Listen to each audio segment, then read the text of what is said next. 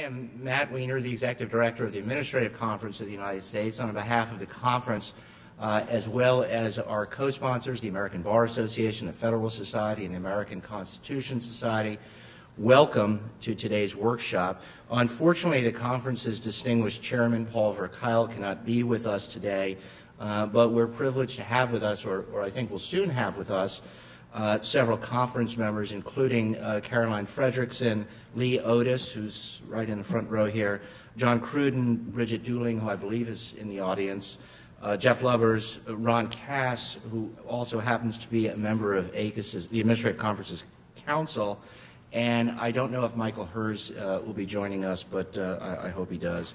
I won't stand between you and today's program except just to say three quick things. First, I'd like to thank a few people who contributed in one manner or another to preparing this workshop, and none of them are necessarily responsible for its content. First, Bryson Bachman of Senator Mike Lee's Judiciary Committee staff, Lara Quint of Senator Whitehouse's Judiciary Committee staff, Sam Simon of Senator Blumenthal's Judiciary Committee staff, Alex Givens of Senator Leahy's Judiciary Committee staff, Alana Curringell, I don't know if I ever pronounce her name correctly, Amy Curran and Steve Seeger of the Department of Justice's Office of Legal Policy, Kanya Bennett of the American Constitution Society, who's in the back row, and a former colleague of mine, Lee Otis of the Federalist Society, Jeff Lubbers of American University, who served for many years as the conference's research director and continues to serve as a special counsel of the conference, and Stephanie Tatham, an attorney advisor at the conference and counsel to its Committee on Judicial Review. The idea for this workshop originated many months ago with Stephanie, and much of the subsequent planning, from the selection of topics and speakers to the compilation of CLE materials, which you may have seen on our website, was done under her leadership. Thank you, Stephanie. And I'd also like to thank the staffs, majority and minority, of the House Judiciary Committee for their abiding support of the conference's work. And in particular, there's one member of the staff here, Susan Jensen, who's sitting to my right, who has done more perhaps than any other member of the Judiciary Committee staff to get the conference back on its feet. A brief overview of the conference, which is celebrating its 50th anniversary this year. The conference is a small independent agency within the executive branch, charged by statute with studying and recommending ways to improve the fairness and efficiency of administrative procedure. Our recommendations are directed, depending on their subject, to the President, federal agencies, Congress, and the federal judiciary, in particular the Judicial Conference of the United States. The conference has no power to decree, only to recommend. When agencies, Congress, and the courts choose to implement a recommendation, as they often do, they do so voluntarily, and they do so not simply because they are persuaded by the merits of a particular recommendation, but also because of the unique process by which the conference adopts its recommendation. Careful study by an academic or an in-house researcher, followed by nonpartisan, consensus-driven deliberation among our members. Our voting members number about 100, roughly half are drawn from federal agencies, the other half from the private sector.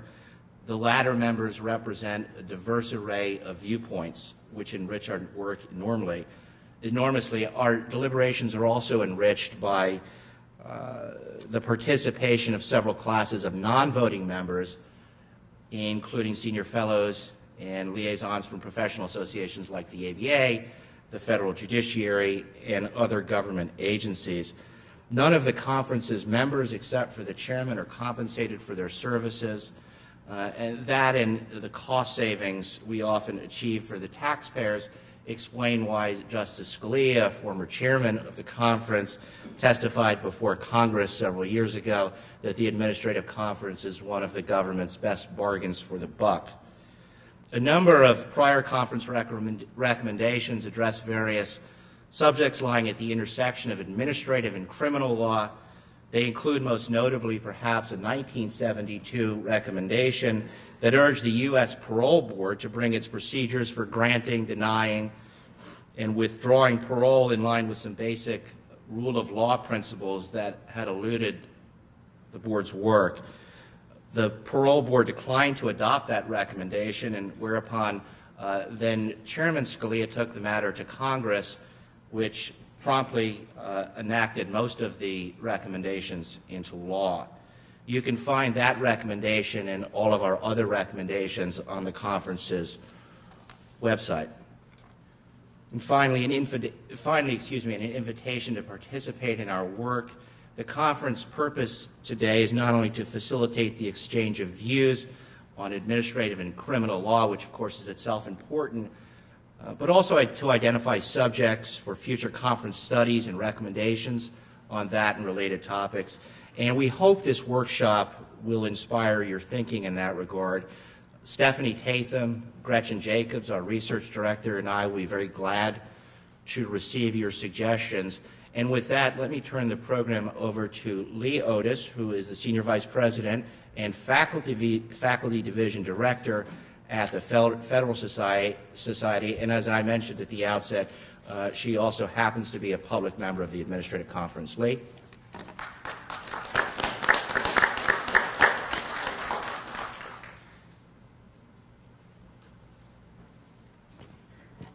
Thanks so much, Matt, and thanks very much to the Administrative Conference and to the committees of Congress who have been so generous in providing us this facility, as well as to our co-sponsors, the American Constitution Society. I am delighted to have my voice welcoming all of you here today. And I've been asked to introduce the members of our first panel on defining regulatory crimes. As usual, the problem with this assignment is that everyone on the panel is so accomplished that if I told you everything they've done, we would never get to hear from them. So I'll refer you to their abbreviated biographies in the program and to the links which take you to their online profiles. And I'll just focus on a couple of their more salient accomplishments that are the most relevant to what we're here to discuss today. I'm just going to go alphabetically, and then if I have people in the wrong order, Ron will straighten this out for me. Susan Klein is the Alice McKean Young Regents Chair in Law at the University of Texas School of Law. Among her many publications, she is the co-author of Federal Criminal Law and Its Enforcement, which is one of the leading case books on this very important topic. And she also is the co-author recently of Debunking Claims of Overfederalization, which was recently published in the Emory Law Journal. John Malcolm is the director, and Ed Gilbertson and Sherry Lindbergh Gilbertson Senior Legal Fellow at the Edwin Meese III Center for Legal and Judicial Studies at the Heritage Foundation. And he's also the chairman of the Federal Society's Criminal Law Practice Group. In addition to his many other claims to fame, he recently testified before the House Judiciary Committee on defining the problem and scope of overcriminalization and overfederalization. Daniel Richman is the Paul J. Kellner Professor of Law at Columbia Law School. He just recently his case book, his new case book, Defining Federal Crimes, is now supposedly available to be purchased, and presumably it will now give Professor Klein's case book a run for its money. He also recently published Political Control of Federal Prosecutions, Looking Forward and Looking Back in the Duke Law Journal. George Terwilliger is a partner in Morgan Lewis's litigation practice, and he's the co-chair of the firm's white-collar litigation and government investigations practice. He's also a former U.S. attorney, deputy attorney general, and acting attorney general. And it's a matter of some debate, of course, as to which of these is truly the higher-ranking position. And then finally, our moderator, Ron Cass, is president of Cass & Associates and dean emeritus of Boston University School of Law, and most importantly, for present purposes, a member of the Council of the Administrative Conference of the United States. He asked me to introduce him by announcing that he was 6 feet tall and has a full head of hair, but I'm going to let you guys draw your own conclusion on both of these points. Over to you, Ron.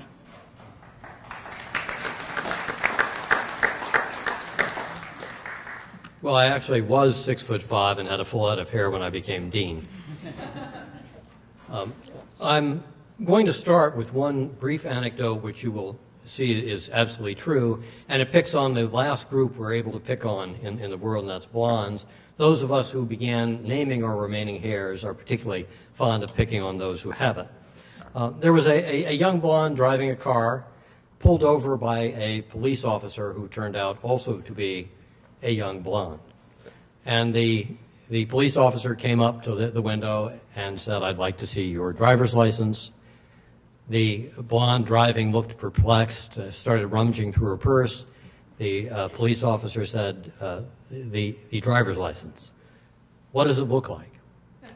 "It's about this big, rectangular, and has a picture of you." A few moments later, there was an aha, and the driver got out a compact mirror and said, "This must be it." Because she saw herself, she handed it over to the police officer who looked at it and said, "You can go, but why didn't you tell me you were a cop?"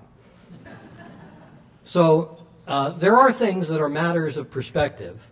What we're dealing with today, the topic of overcriminalization and its relation to administrative regulation, is one of those topics.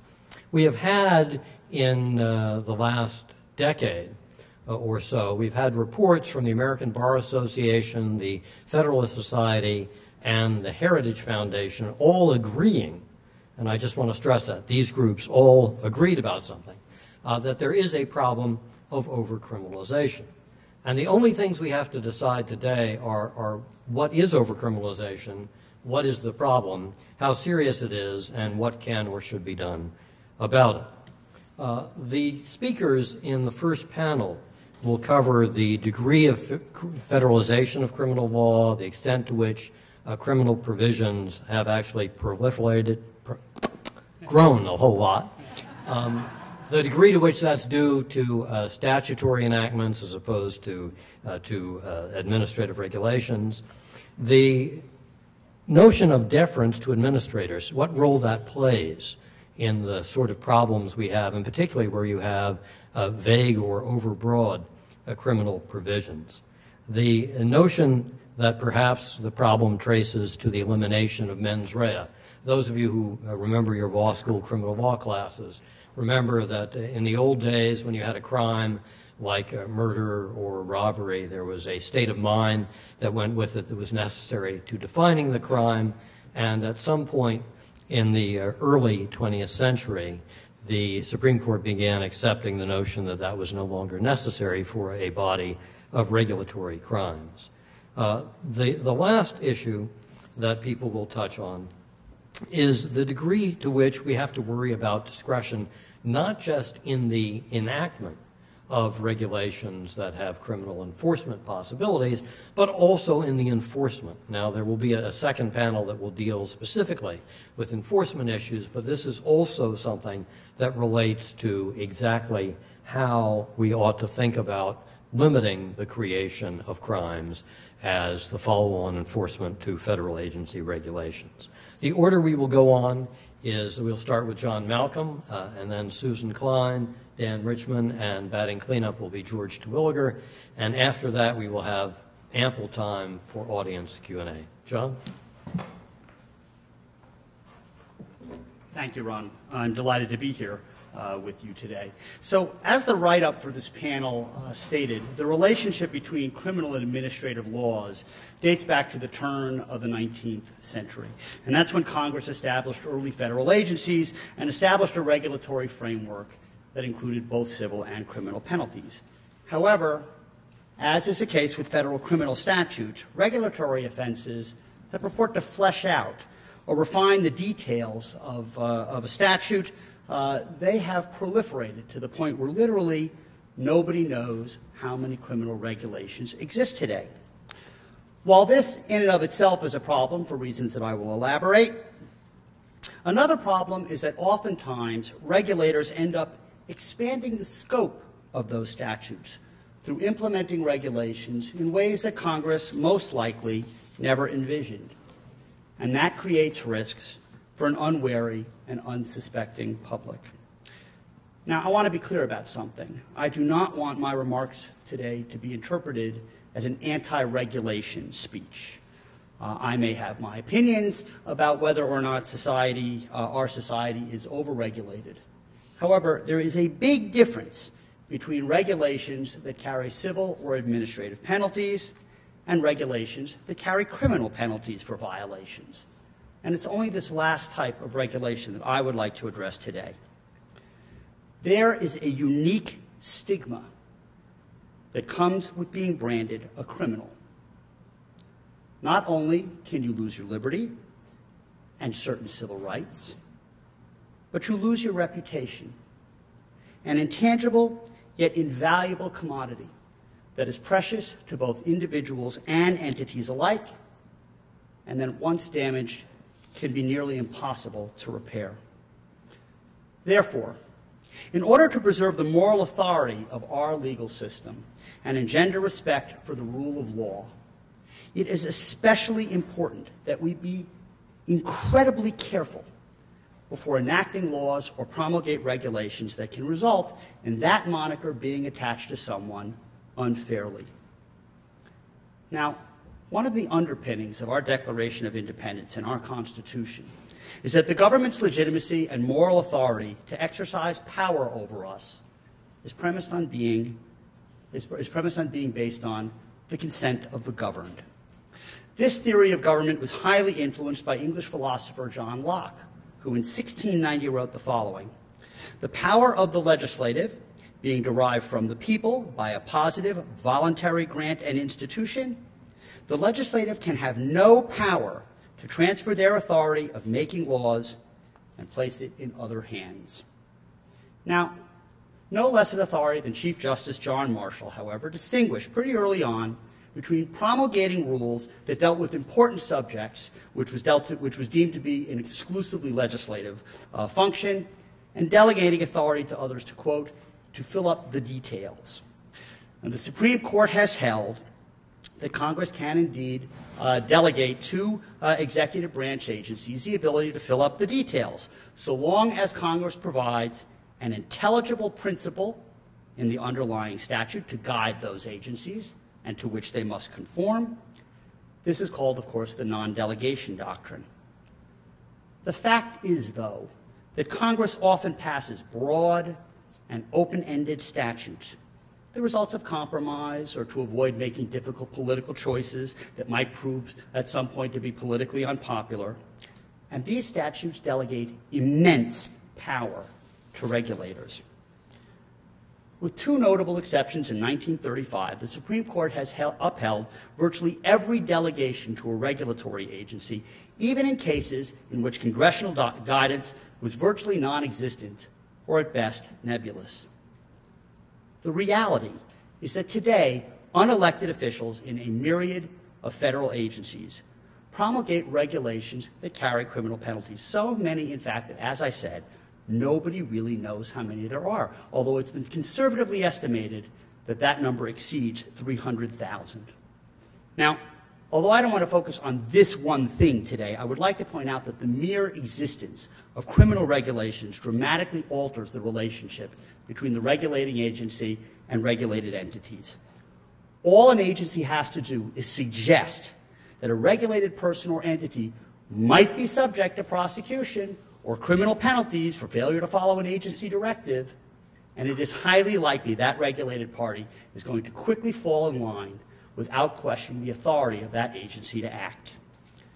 In 2001, in Rogers versus Tennessee, the Supreme Court stated that, quote, "core due process concepts of notice, foreseeability, and in particular, the right to fair warning, as those concepts bear on the constitutionality of attaching criminal penalties to what previously had been innocent conduct." These are foundational elements, first principles underlying the moral authority of our criminal laws. Now, we all know the legal maxim that when it comes to violating a law, especially a criminal law, that ignorance of the law is no excuse.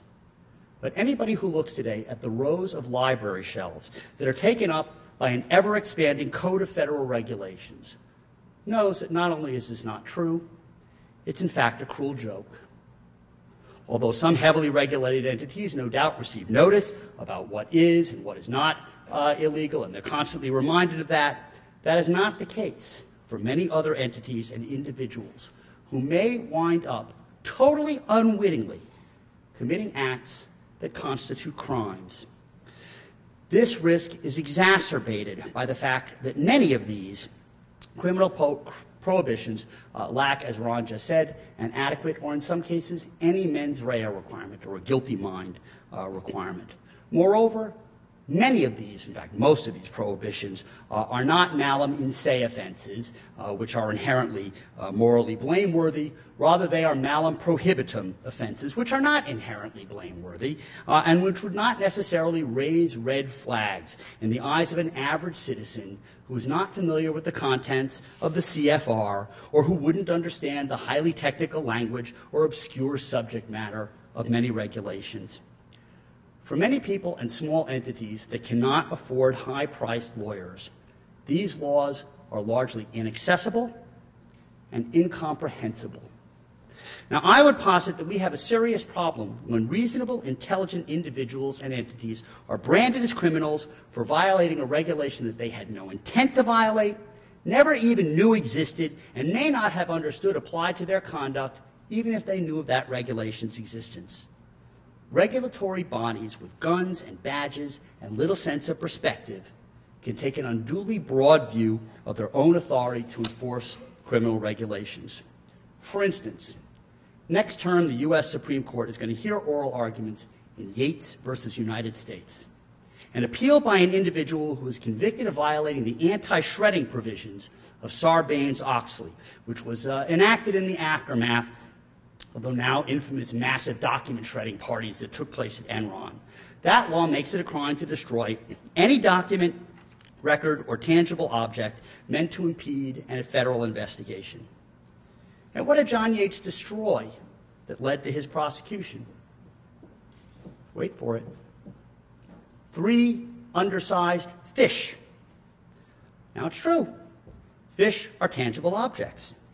But who can honestly say that a reasonable person would have been put on notice that tossing 3 fish overboard would violate a provision of law that carried the title Destruction, Alteration, or Falsification of Records in Federal Investigations and Bankruptcy? Or consider what happened to Nancy Black. Nancy is a nationally renowned marine biologist with a master's degree who operates a whale watching company. She also has a permit to research killer whales in Monterey Bay, California. On 2 different occasions, Nancy and her crew encountered a pod of orcas feasting on a dead gray whale. In order to film the underground activity, Nancy and her crew removed a piece of blubber from the water, attached it to a rope, which was attached to the boat, and then lowered it back into the water. In an unrelated incident, the captain of one of her vessels whistled at a humpback whale in order to try to keep it in the vicinity, and a crew member on the other boat encouraged passengers to do likewise. Nancy found out about it and reprimanded both of them. When the Chasen's captain's wife contacted authorities to find out whether or not her husband had done anything wrong, an investigator with the National Oceanic and Atmospheric Association began an investigation into the potential harassment of a whale, which is a federal offense. The investigator contacted Nancy and asked about the captain. Nancy told the investigator that she had a videotape of the incident, which she'd prepared, by the way, in order to sell to passengers that day as a memento of their experience, and she voluntarily provided that tape.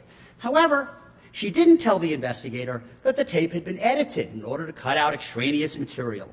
The footage did include, by the way, the captain whistling at the whale, but it did not include the other crew member who was egging on passengers to do the same. Now, did anything happen to the captain or to the crew member? No. Nancy Black, on the other hand, was charged with 2 felony counts for providing an edited video to the officer without telling him it was edited, and with 2 misdemeanor violations of the Marine Mammal Protection Act for feeding killer whales. The government, by the way, also sought forfeiture of her commercial whaling vessels. Now, faced with the prospect of a felony conviction, prison sentence, loss of her property, and the fact that she'd already spent $100,000 on attorney's fees, Black pled guilty to a misdemeanor. In doing so, she admitted that she had removed the blubber and returned it to the water, and that that was not explicitly permitted or authorized in her permit. And she admitted that she'd edited the video, again for the passengers, not for the investigator, when she turned it over, and that this could have impeded the investigation, even though it didn't. So a statute that was designed to protect mammals, but not impede harmless, in fact, potentially valuable research, was used to dragoon Nancy Black. Let me give one more example. Dr. Peter Gleason, a Maryland psychiatrist, dedicated much of his professional life to serving the poor and underserved. Dr. Gleason got into trouble when he gave a series of paid lectures about Xyrem, which was a drug that had been approved by the FDA to treat narcolepsy, but which was used by a number of physicians to treat a variety of other medical conditions. The conferences at which Dr. Gleason spoke were sponsored by the manufacturer of Xyrem. Now, while drug manufacturers were prohibited by law from promoting off-label usages for FDA drugs, physicians are not restricted by federal law from prescribing an FDA-approved drug for off-label conditions or for communicating with other colleagues about the efficacy of that drug to treat those conditions. Nonetheless, Dr. Gleason found himself under indictment for allegedly conspiring with some of the drug manufacturer's representatives to promote the off-label usages of Xyrem.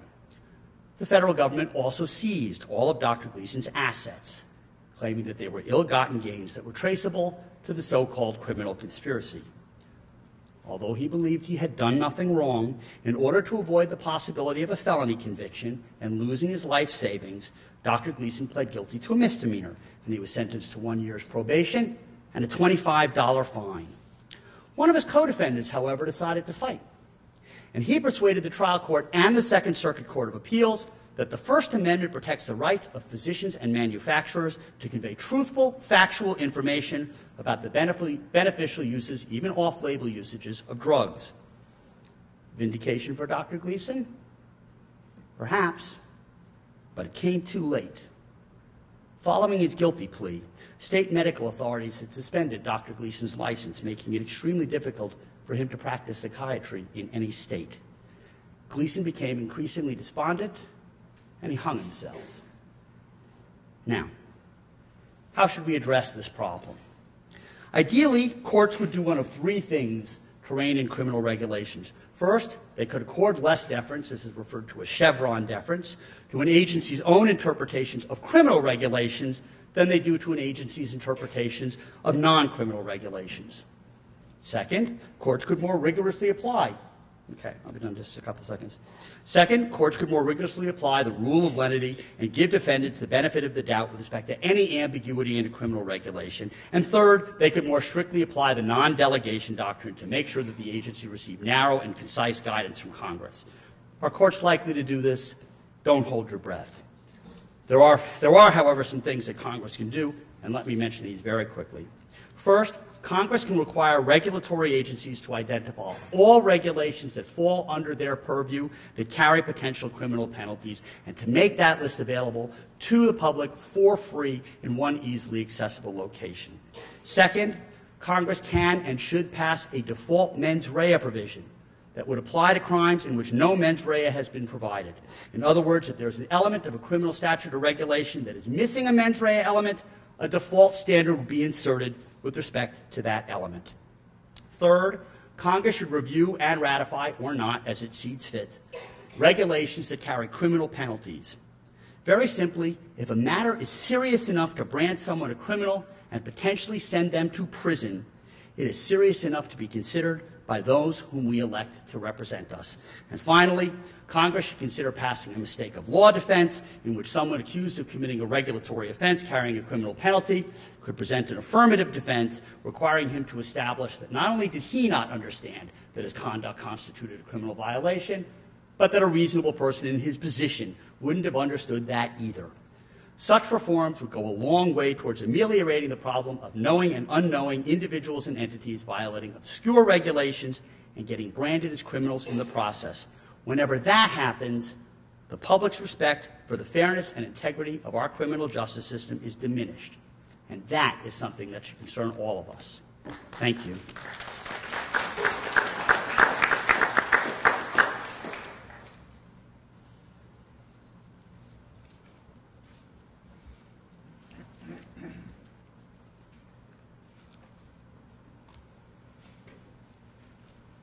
Hello, I'm Susan Klein. I thought there'd be an overhead camera, but just in case there isn't, I brought some handouts. So I'm going to, thank you. You're gonna Do my Carol Merrill invitation? These will be on the test. This will be on the test. I'm a law professor, so thanks for inviting me here. It's been a while since I've been back in D.C. It's wonderful to be here. It's wonderful to be with a group of people who care about the criminal law and who care about federal law and regulatory law. I'd like to try to do 4 things in the next 10 minutes, although I may only get to 3 of them. The first thing I'd like to do is situate regulatory offenses in the greater scheme of criminal offenses generally. And I think you'll see that they're a very, very tiny part of what the federal government does in terms of criminal prosecutions. Second, I'd like to talk about whether regulatory offenses are actually strict liability offenses. So that will require trying to come up with a definition of what regulatory offenses are and actually looking at the code section. And in my 20 years of teaching criminal law, I've seen very few regulatory offenses or any offenses that can be called strict liability offenses. So I think it's not as bad a situation as one might think. One might be able to find a couple of examples, which leads me into my third point, which is trying to develop policy through anecdotes. I think it's a really bad idea, especially in federal criminal law, because criminal prosecutors are often not permitted to discuss cases. And therefore, you're really getting the side of the person who thinks he shouldn't have been prosecuted. And people tend to think that that's true when it's them. Finally, I'm going to talk about corporate exceptionalism, whether we should be treating corporations any differently in terms of criminal law than we treat people. And I think overall we shouldn't. Where we do treat them differently, I think we're entitled, the people in this country are entitled to greater regulation because corporations can do more harm. So let me go back to point 1. And if you take a look at this little pie chart that I passed out, it tells you what federal criminal prosecutors are doing. What they're doing is prosecuting immigration and drug offenses. That's pretty much 80% of what they're doing. So the regulatory offenses are 2% of the federal criminal code. If you look at immigration, which is about 30%, drug offenses about 32%, fraud offenses, which are about 10% right now, and firearm offenses, which is also about 10%. That's pretty much what the federal government is doing. There are some other small categories, each of them under 5%. Again, regulatory offenses being 2%. So almost all of the time and effort of federal prosecutors is going into these couple of categories of offenses, basically drugs and immigration. Of course, since 9/11, we have to add terrorism to that pie chart. You won't see it there because the number of prosecutions are so minuscule. But in terms of the money for enforcement, there's now a big part of the budget is going towards anti-terrorism efforts. So that's what the federal government is doing with most of its prosecutors and most of its time in terms of the criminal law area. And I think that's as it should be. We can talk about that during the question and answer period. Let's talk about regulations now, though. I've passed out a second handout, which gives you a list of what regulatory offenses there are in terms of categories. And this is from the Administrative Office of the U.S. Courts. And it shows, this chart doesn't go back to 1980, but in 1980, the federal government spent about 7% of its criminal convictions on regulatory offenses. That has decreased to 2% over the few decades since then. So we're now at under 2,000 criminal convictions a year in 2013 for regulatory offenses. Well, what is a regulatory offense? My kind of working definition is a part of a federal law that regulates an area, most often food, drugs, public health, and financial markets, that also includes a criminal prescription in addition to the civil regulation. And so most of the regulation is civil. And what you'll see is with a number of these statutes, all of the ones on this list, there will be an added prescription, that's the criminal one, that will say something like, if a person willfully and knowingly violates one of these regulatory offenses, then that person can be subject to usually a misdemeanor, a less than a year conviction, up to a felony, again, if it's willful and knowing, and in most cases where it's particularly egregious. So we live in a world that is very complicated, right? We can't, we couldn't possibly have 50 states giving us different clean water regulations and different adulterated food and adulterated drug regulations and different regulations of the stock market. It needs to be done by one entity. It needs to be done by the federal government. And it needs to have a criminal prescription, in my opinion, for the really bad actors. And there's a reason why there's only 2% of the convictions are for regulatory offenses. It's really rare. The federal government does most of its regulatory work with civil actions. And so the criminal actions are reserved for the really bad actors. Let me respond just a little bit to the anecdotes that are given by the Heritage Foundation. I went on their website and I looked at their description of all these horrible things that the government's doing to these innocent people. And all I can say is look at these things more closely. So I saw 21 examples. About half of them were state actions, actions brought by state officials. So I can move those all to the side. About a third of them were proposed legislation that was never enacted. So I moved those to the side. You're left with a couple of examples of people who have knowingly and intentionally violated the regulatory scheme. And the federal prosecutor, in his or her discretion, decided that was enough. Now, in all of these regulations, I could find only 2 that allowed criminal punishment based on negligence. The Lacey Act and the Clean Water Act gave a 1-year misdemeanor for negligent conduct.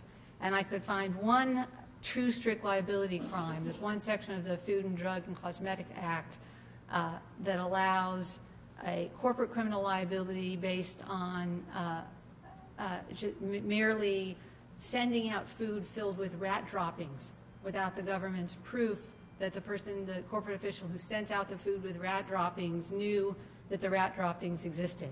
And the Supreme Court did say, we're going to allow that in certain situations where it's a misdemeanor and where the health of the public is really at stake. We don't want to necessarily hear from the public official, I didn't know that warehouse was full of rat droppings. Right? He should have known. Now, do we need a change in the law? I think we could change the 3 regulations that I found that are based on negligence to knowing. I think we could all live with that. I don't think anything would change.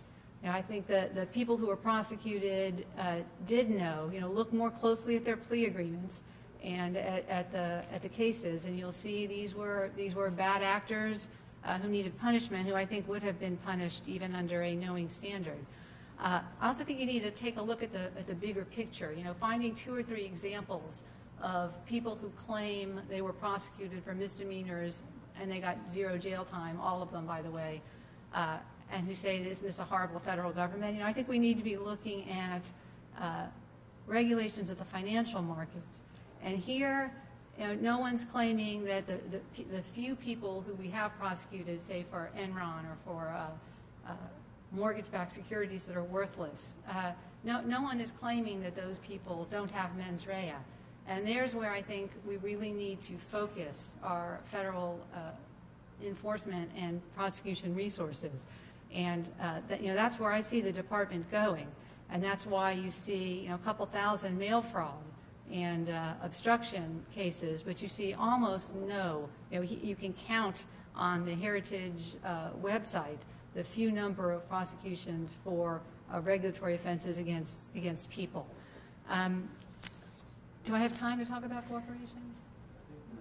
Well, maybe I'll save that for questions. You know, I think the federal government is trying to be most efficient in regulating corporations. The way to do that, I think, is pretty much what we're doing now, having corporate compliance programs, allowing the corporations to police themselves and stepping in only when it's necessary, when the corporation's done something that's so egregious and that so violates their own corporate compliance program that we really can't step back. I do realize that there are some potential pitfalls with non-prosecution agreements and deferred prosecution agreements. Again, I think the House bill now to regulate those would be a fine idea. But again, I don't see a problem. I think those with the responsibility of taking care of financial markets and clean air and water have to fulfill that responsibility. And when they fraudulently don't fulfill it, you know, I see no problem with using criminal law enforcement in that manner. So overall, I'd say we're in pretty good shape. I'd like to see a little bit more enforcement, particularly in the financial fraud areas.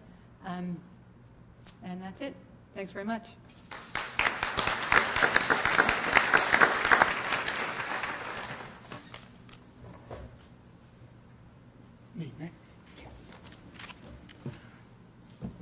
Thank you for inviting me. It's great to be here. I do not have a strong normative viewpoint to get across. I am a boring centrist. I have spent most of my life connected to the federal criminal law in one way or another, first as a prosecutor, then teaching. Just as a line prosecutor, nothing illustrious like over here, but I still don't have strong normative views because we're still working out how this works.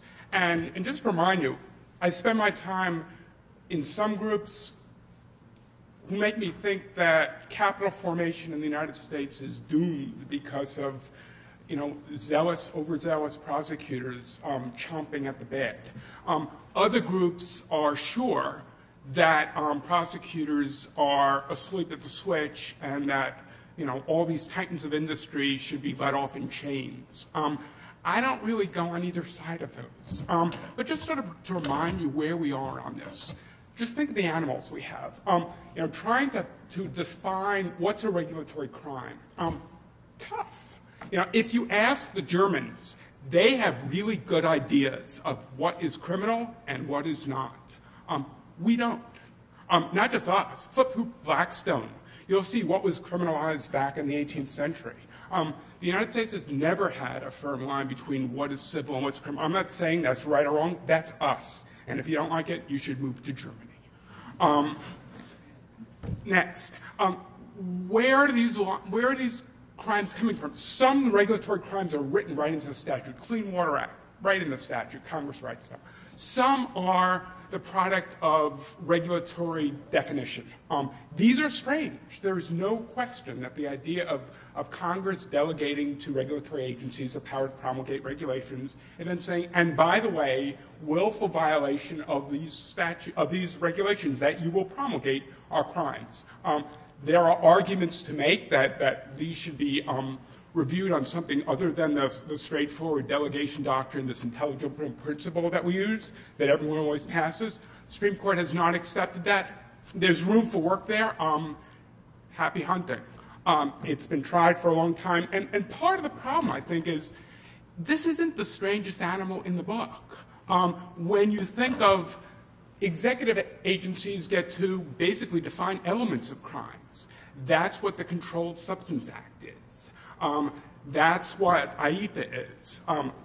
That's what trading with the enemy is.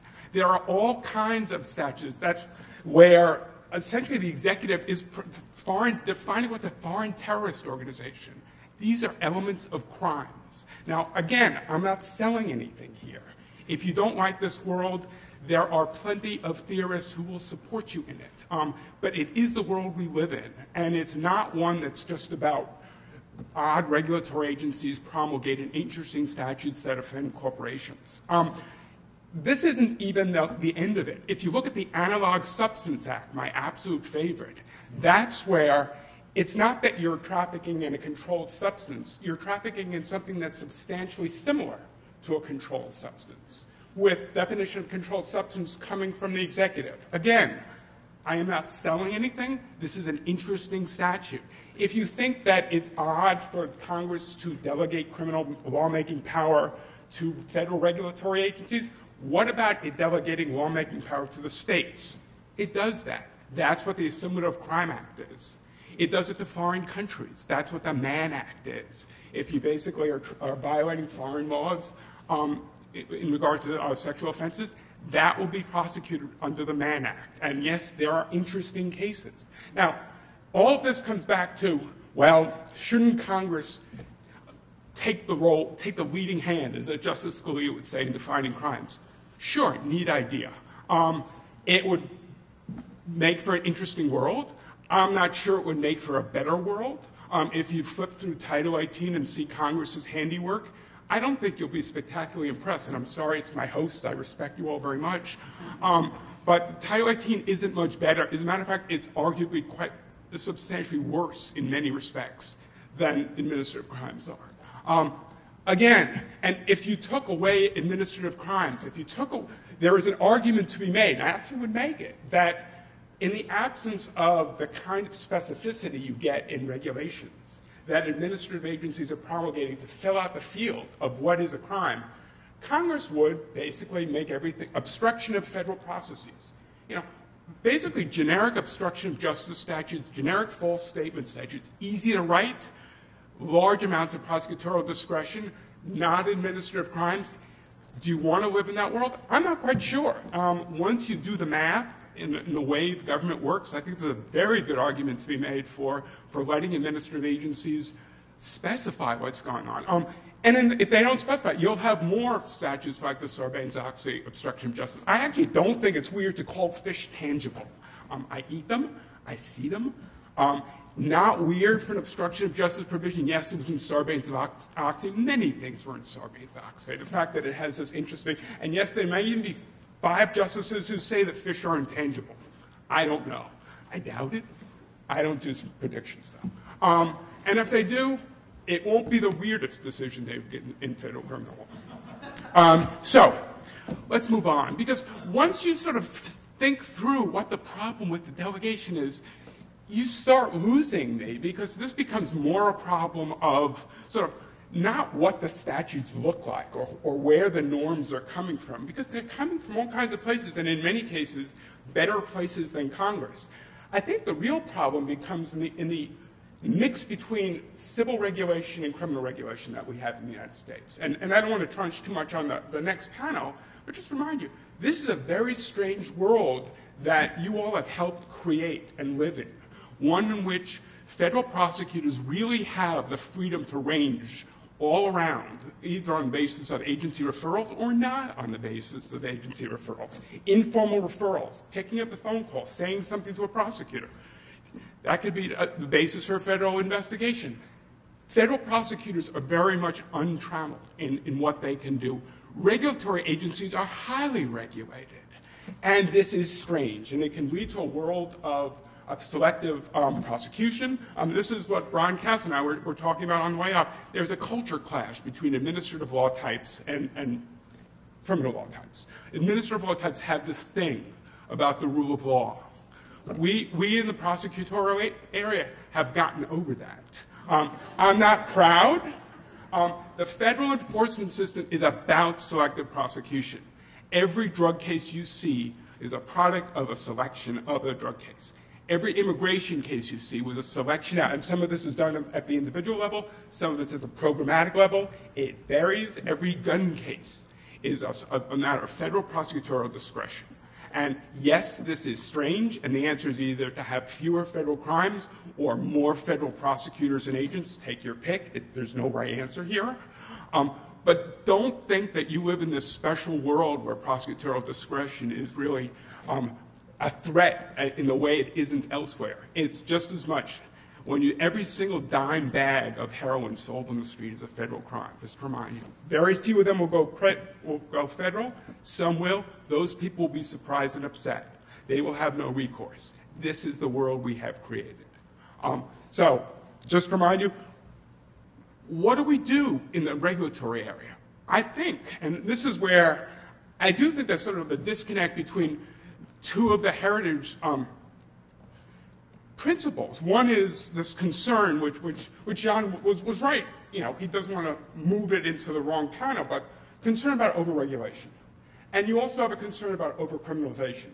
These two things are actually in conflict.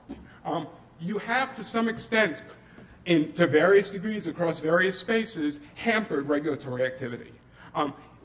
You have made it easier to prosecute cases criminally than to bring actions on the regulatory side. And yes, I'm making huge general statements because I'm cutting across environmental, financial, OSHA. Take your pick. The stories can be different in every place.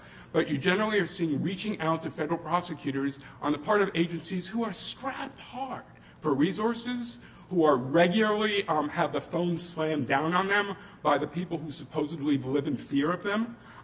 So in that world where prosecutors are going to be able to, in a couple cases, and Susan's got the statistics, and they're very few, but there are, and they are random, they're strange, and no one's going to claim that there's any deep theory here. But if you want a rational beltway between criminal prosecutions and agency action, you've got to fund agencies better. You've got to fund them in a sustainable way. When an administration that really isn't into regulatory activity comes in, you can't gut the enforcement action in that agency, leaving it to play catch-up when a new administration comes in and have them send cases criminally because they can't support them regulatorily. This is strange, and I think people in this building could do a whole lot more to support the enforcement agencies and make it much more rational when prosecutors come in. That's all I got.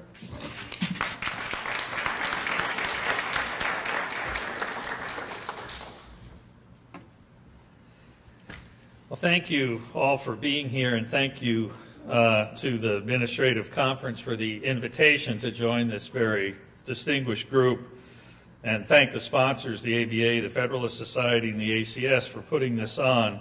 It is, in my judgment, a critically important time to undertake this kind of examination, and for reasons I hope to explain, to curb the trend of an ever-expanding use of criminal sanctions to address regulatory transgressions by business organizations. Please allow me to note at the outset that my remarks are entirely my own and not spoken on behalf of my firm or any client that we may presently or formally have represented.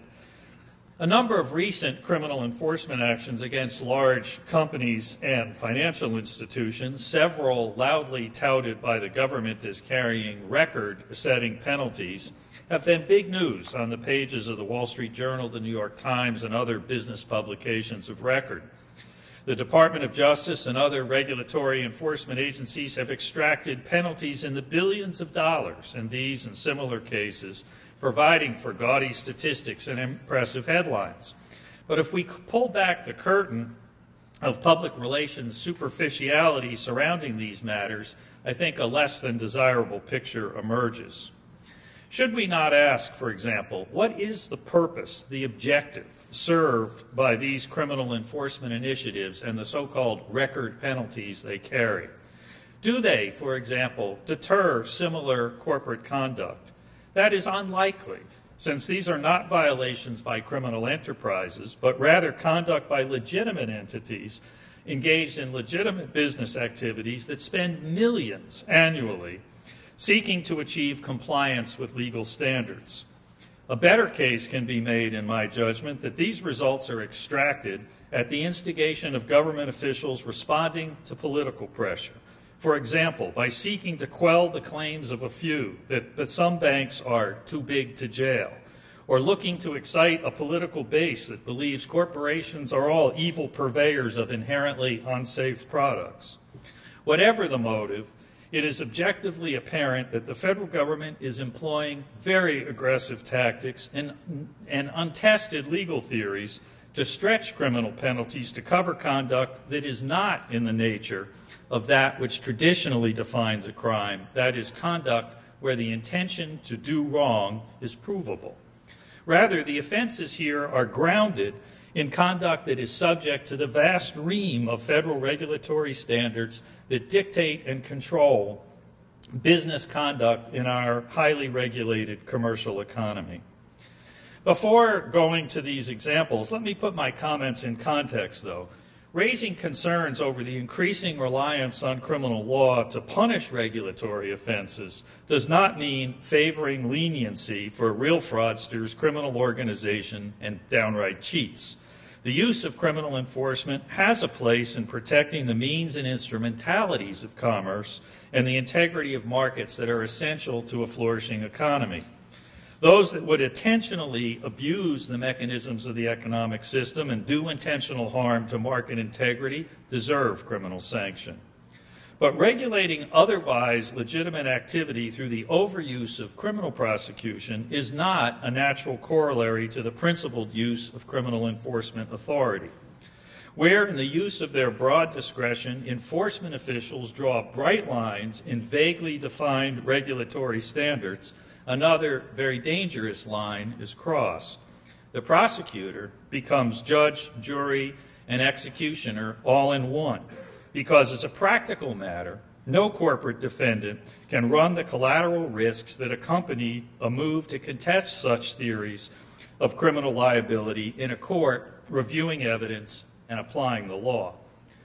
This is not some merely ill-advised legal or law enforcement strategy or policy. Rather, it is a course of conduct that insidiously stultifies the entrepreneurial risk-taking that is essential to a flourishing economy. That effect contributes significantly to an economy whose arteries of growth are sclerotic, and that in turn denies individuals the opportunity for a job, and as importantly, for growth and advancement in current jobs in a chosen field of endeavor. It's no accident, in my view, that the administration that brings forth these cases is the same one that presides over an economy marked by anemic growth and a general sluggish economic malaise. Even if one credits the concept that modern federal criminal law should be used to encourage corporate compliant behavior, that purpose is undercut by having post hoc criminal theories applied to conduct in legitimate enterprise that could not have effectively been deterred or detected by compliance programs. When the application of criminal law changes, expectations change. But when the application of criminal law is ever changing, no one knows what to expect. Criminal liability becomes just another random risk, a cost of doing business, and that is something from a policy perspective we should never permit. Just a couple of the reported cases illustrate overarching in the application of criminal sanctions in the business context. Just a few weeks ago, Toyota paid a $1.2 billion fine for an alleged fraud on the public. It is worth noting that this sum could pay the wages of approximately 28,000 full-time workers at Toyota's Kentucky assembly plant, and is approximately 3 times the value of the investment Toyota made in that plant to expand production. And yet this $1.2 billion was paid to settle a single charge of wire fraud. I was a prosecutor for 15 years. The federal criminal fraud statute is used to punish a defendant for using the means of interstate commerce in furtherance of a scheme or artifice that results in economic loss and harm to a victim. What fraud did Toyota allegedly commit? As defined by the government, It failed to make timely reports required by regulation of instances of a sticky accelerator pedal determined by prosecutors to be a product defect. The Attorney General called Toyota's conduct, quote, a blatant disregard for systems and laws designed to look after the safety of consumers, and, quote, a clear and reprehensible abuse of the public trust, end quote. Notwithstanding these damning words, testing by the National Highway Traffic Safety Administration never found any electronic defects in Toyota cars, and the sticky pedal issue has not been definitively shown, let alone proven, to have been the cause of a significant number of accidents. Regardless of the timing of what it said, Toyota, in fact, did issue significant recalls to address accelerator issues. Should the timing of making public statements regarding the effectiveness of steps taken to address a defect that is not yet proven be the basis for allegations of criminal fraud? In fact, is defrauding the public at large even an offense under the wire and mail fraud statute?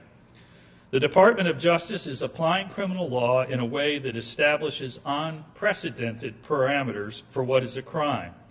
And companies facing responsibilities to shareholders and the outsized collateral consequences of indictment or trial are without a real opportunity to have such theories tested in an adversary proceeding. It is at least questionable that if tasked with establishing beyond a reasonable doubt the criminal standard that Toyota committed a wire fraud, that the government could meet that test. For example, take one element. Proof of a direct economic loss by the public as a result of Toyota's public statements seems far too attenuated to show economic injury, sufficient to prove that, quote, the defendant voluntarily and intentionally devised or participated in a scheme to defraud another out of money. That's the Justice Department's own definition of that element of wire fraud. Should not a novel theory of commercial fraud on the general public be proven viable in court before it is used as the basis to demand billions of dollars in penalty? The Toyota case seems to be not so much about Toyota's conduct as it is about the objectives of DOJ leadership. In his remarks in announcing the case, the Attorney General stated that the settlement will have far-ranging consequences and expressed his, quote, hope and expectation that this resolution will serve as a model for how to approach future cases involving similarly situated companies. In a second brief example of the overuse of criminal sanctions in the business context, under a statute meant to protect, not prosecute, banks, a financial institution paid civil penalties in the billions of dollars on the basis of merely alleged predicate criminal offenses. The government's theory in that case and others like it uses a section of the Financial Institutions Recovery Reform and Enforcement Act of 1989, otherwise known as FIREA, that was intended to provide prosecutors with a way to recover civil penalties from third parties' criminal conduct that had an adverse effect on a financial institution. For example, where a mortgage fraud conspiracy undertaken by individuals outside a bank affects the soundness of the bank itself. Here, that bank's shield was turned into a sword used against banks. And what was the bank's crime, the predicate? According to the Justice Department, the bank knowingly sold securities derived from mortgages that did not meet underwriting guidelines. DOJ claimed that these actions contributed to the wreckage of the financial crisis. If that's the justification for criminal sanctions, then there are a lot of people yet to be indicted for establishing the policies that made marginal buyers eligible for what prosecutors now decree to be toxic mortgages. In these cases as well, there has been no testing of the allegations in an adversarial adjudication. Indeed, as noted by Assistant Attorney General Tony West, this statute, requiring only a civil standard of proof, but based on criminal allegations, allows the government to get at an activity which might be very difficult to reach through other statutes. Or put another way, DOJ is publicly accusing banks of crimes, but avoiding having to prove them by using a civil enforcement statute that was never intended to penalize banks in the first place. Respect for the rule of law includes not abusing the authority that it provides to those who are charged with its enforcement. Unjustifiably condemning legitimate enterprise with the opprobrium of criminal sanctions for regulatory transgressions can be such an abuse. Aggressive tactics and novel legal theories may lead to short-term victories, impressive headlines, and political gains, but they make for bad law and even worse economic consequences. Thank you.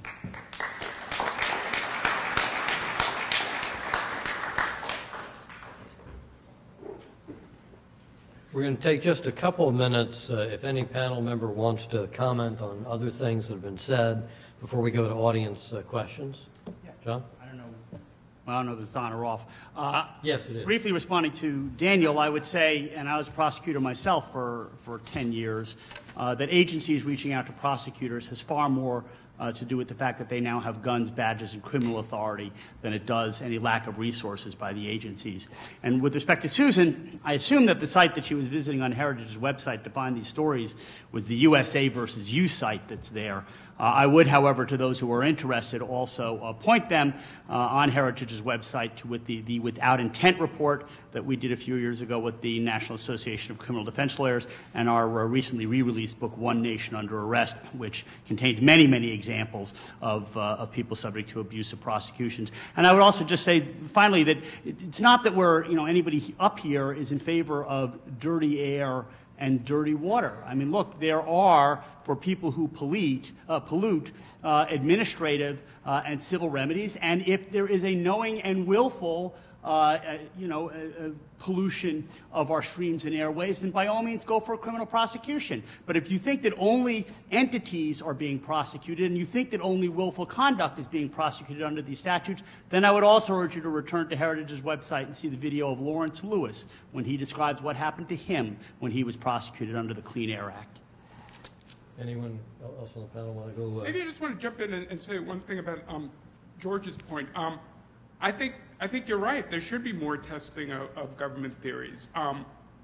These companies should take these cases to trial.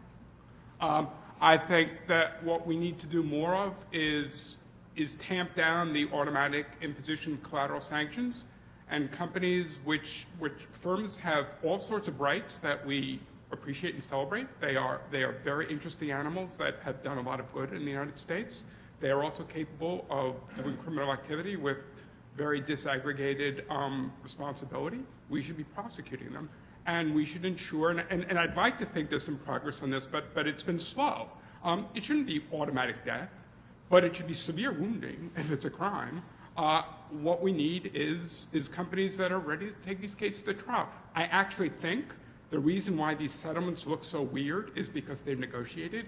The reason why Toyota has this weird one-count wire fraud that we can't fathom is because they didn't want to go to trial and face, I assume, a couple hundred counts of something that some would think up with a whole lot more thought. So, yeah, we should do that. Let me just take one example, banks, for example. I mean, I've represented banks in criminal investigations. The reason they can't go to trial or risk going to trial is because they'll lose their banking license. Even most recently, somebody's been quoted as saying, I'm not even sure we can agree for them not to lose their banking license. So it's a death sentence. I think Ben Losky in New York, the banking commissioner, has been very good about working out with prosecutors some prepackaging of pleas. I think if banks are ready to plead guilty, I think things can be worked out just fine without death. You should ask them. Let me go to the audience. Are there questions you have for the panel? And remember, we have a lot of law professors here, so if you don't ask us questions, we will ask you questions. We'll do that. What's your favorite statute? Obviously, you've answered everything they had. Yes.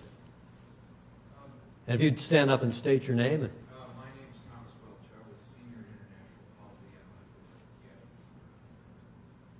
no longer at FDA, so I can ask a question. To what extent could some kind of systematic transparency for the prosecutorial process perhaps aid in increasing accountability for selective prosecution? I think it's a great question. The process out of interest of both sides of the defense and the prosecution in the pre-indictment stage and in the plea negotiation stage, it's in everybody's interest to have less transparency rather than more, and to control sort of what comes out. There is a proposal, which I've been part of, however, to make both sides of the coin in terms of prosecutions and declinations of prosecutions a little bit more transparent. We read all about the cases the Justice Department brings in press releases and so forth. What we don't see very much of is the cases they don't bring and why.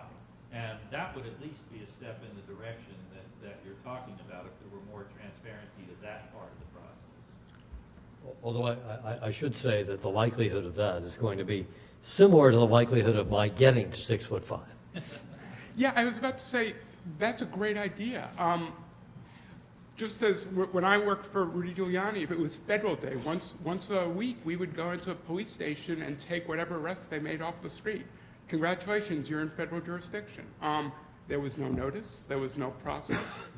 This is the way a lot of violent crime and drug enforcement gets done, although that was a little more high profile than usual. One of my concerns is the more you make this an administrative process, and here's where I speak not as a creature of Washington, but as a creature of the periphery. I count New York as the periphery, which is... Most of America counts New York as the periphery.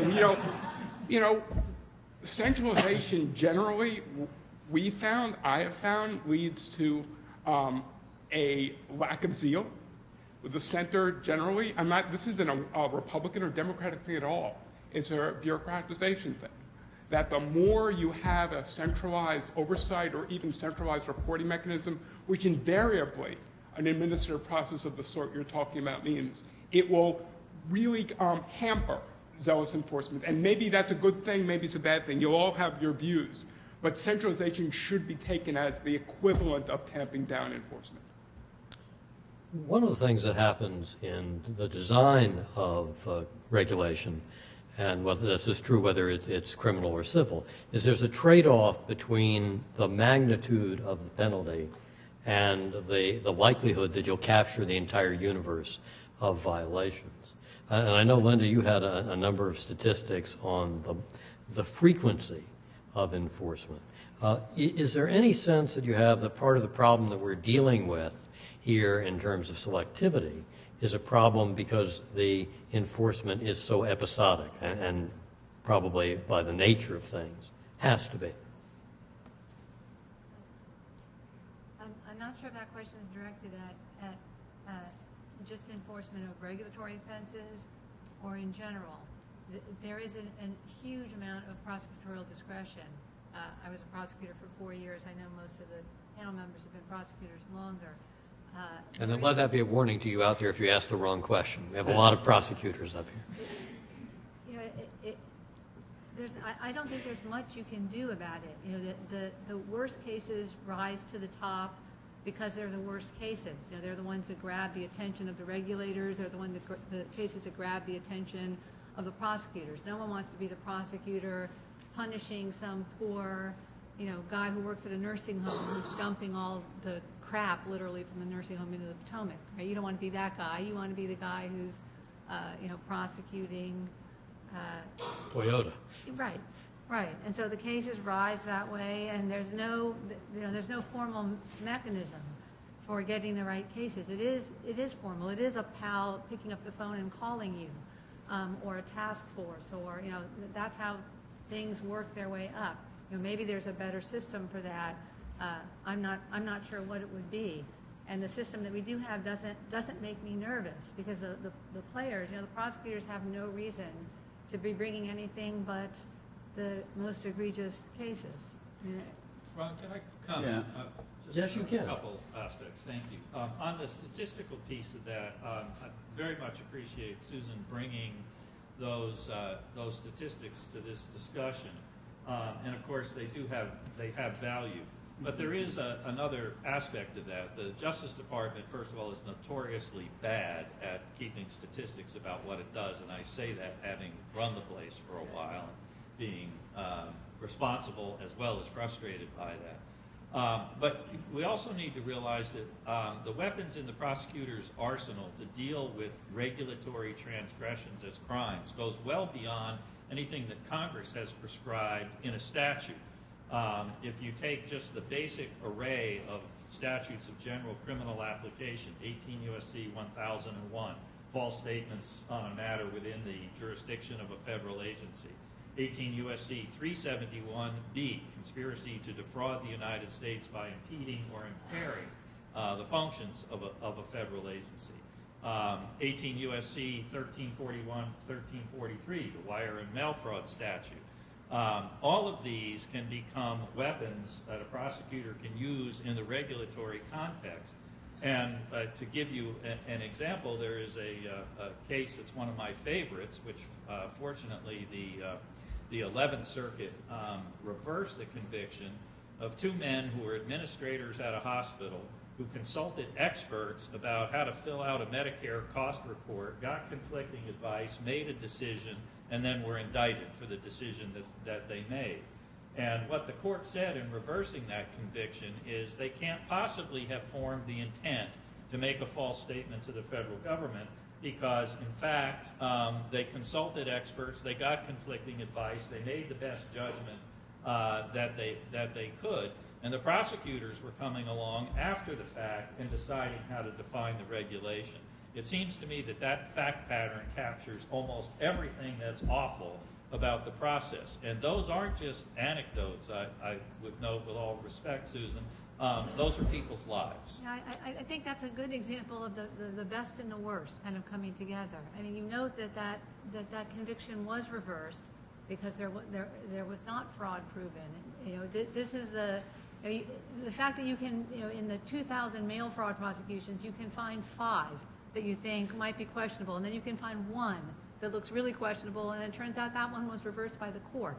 Or you look at a couple of questionable ones, and the Supreme Court tells us, well, you know what, you're right, mail fraud is too broad. It's only going to be bribery and kickbacks. So now, do we have a problem with prosecuting people for bribery and kickbacks under 1343 and 1346? I don't. So I see the system as working. You know, I guess I would respond to that by saying that the statutes that George enumerated, you know, false statements, mail fraud, wire fraud, essentially can turn practically anything into, you know, a federal offense. I mean, there are very, very few fraud schemes other than hand-to-hand transactions these days, even at the state level, purely interstate, that somehow don't involve mail and wires. I noticed the Department of Justice just revised how it's going to prosecute false statements prosecutions and raise the standard of willfulness. I think that's a very, very welcome move. But, you know, look, it's practically nothing these days that doesn't fall within the jurisdiction of the federal government, and prosecuting anybody for a false statement in connection with something within the jurisdiction of the federal government is an incredibly broad statute. And specifically with respect to regulations, again, you know, people regulate bad outcomes, and I understand there are bad outcomes in this world, and there's a constant tendency to say, well, we're going to show you how really bad it is. We're going to attach criminal penalties to it. Now, if it's for knowing and willful conduct, and the statute permits that, have at it. It's when it goes overbroad and says, well, just if you engage in conduct, whether you knew the law or intended to violate the law, and a bad outcome happens, that should not be subject to a criminal prosecution. There's a tort system, there's a civil system, administrative remedies, lots of collateral consequences. There are many ways of dealing with that conduct, in fact, dealing with it harshly. But branding somebody criminal is a unique moniker, and it doesn't really belong in our society. We have time for one last quick question before bringing the panel to a close so we can clear the stage for Senator Lee.